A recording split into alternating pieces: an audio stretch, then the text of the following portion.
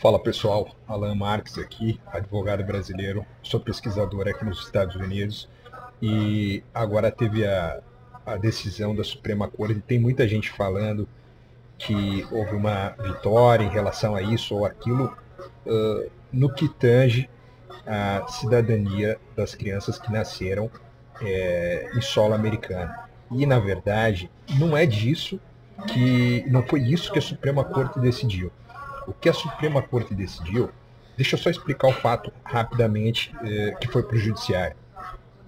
A atual administração emitiu uma ordem executiva regulamentando a cidadania por nascença em solo americano. Ou seja, especificaram que para ser cidadão americano precisaria os pais dessas crianças precisariam estar em status regulares, preencher determinados requisitos, ok?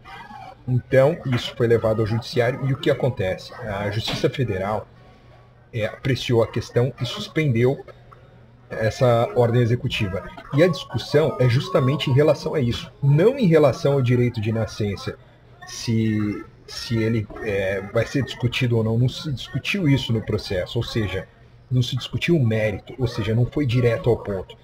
O que foi discutido é o seguinte, olha que interessante, é que o Poder Judiciário Federal não tem poder para suspender ordens do Poder Executivo. Ou seja, nos Estados Unidos todos sabem que o Poder Executivo tem muita força, e sobretudo por conta de questões internacionais. Então, só para esclarecer, porque tem muito vídeo, tem muita gente falando que isso foi decidido, vitória para um lado, para o outro, isso não vem ao caso aqui, é somente para esclarecer o que de fato foi decidido.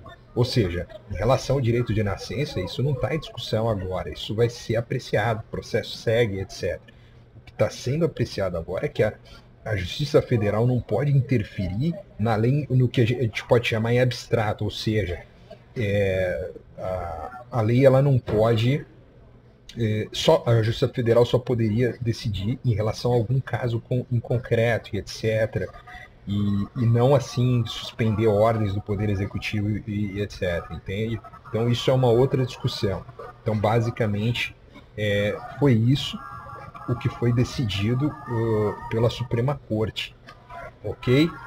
Então, depois eu vou falar em relação quando essa decisão acontecer, porque ela tem um fundo histórico e etc, é muito interessante, e essa discussão constitucional é muito rica, e é interessante para entender a cultura americana e como a Suprema Corte decide em relação a essas situações, porque a Suprema Corte, ela, em todo o país do mundo, ela tem um ponto político, porque ela é um dos poderes, e quanto mais você sobe na escala de poder de um país, mais politizado ele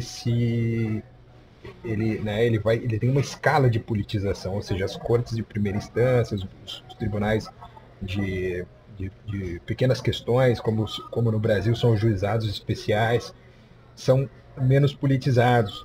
E aí, à medida que você vai subindo, as cortes superiores têm sim, não são absolutamente técnicas, porque é um misto, né? O direito constitucional é um misto de tecnicidade com a política. A própria Constituição ela tem esse ponto, né? Então, não vamos ficar falando aqui sobre a questão jurídica, mas só para esclarecer. Então, agora, o que acontece? O Poder Executivo, a Justiça Federal não pode ficar suspendendo ordens da administração do Presidente da República. De certa forma, se você for analisar o Presidente da República, né, eleito, etc., é um juiz federal, né, não teria, em tese, poder para fazer isso, como no caso, né, suspender ordens executivas dessa forma, etc. Não sei que se fosse num caso concreto, específico, em relação a indivíduos, mas isso não vem ao caso também. Então, basicamente, a questão foi essa. A Suprema Corte ainda vai decidir em relação à cidadania e se o Poder Executivo pode estabelecer esses requisitos ou não, de como os pais estarem em status regulares ou não.